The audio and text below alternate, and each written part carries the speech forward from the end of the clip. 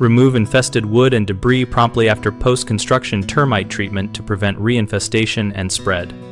When handling infested material, start by wearing protective gloves and a dust mask and inspect each piece to separate heavily infested wood from lightly affected scraps. Reduce the volume by chipping larger members with a mechanical chipper until pieces are no longer suitable for sheltering termites, and keep chips at least 10 feet away from the building perimeter.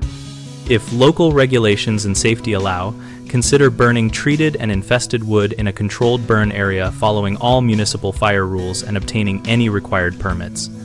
For sites that cannot chip or burn, arrange transportation to an approved disposal facility that accepts infested construction debris and get a receipt or manifest for chain of custody. Avoid stockpiling infested material on site or adjacent properties because piles create moisture pockets and shelter that attract reinfestation and other pests. Keep detailed photographs and a dated log of quantities removed and destinations to support warranty claims and to inform future inspections. Common mistakes include leaving mixed debris where it looks incidental but still harbors termites, which you fix by segregating and testing suspicious pieces before final disposal.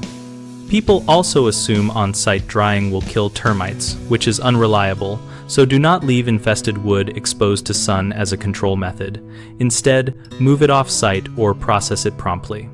Finally, homeowners sometimes dispose in unauthorized dumps, which can spread infestation to new locations, so confirm the disposal site accepts such material and retain written proof of delivery.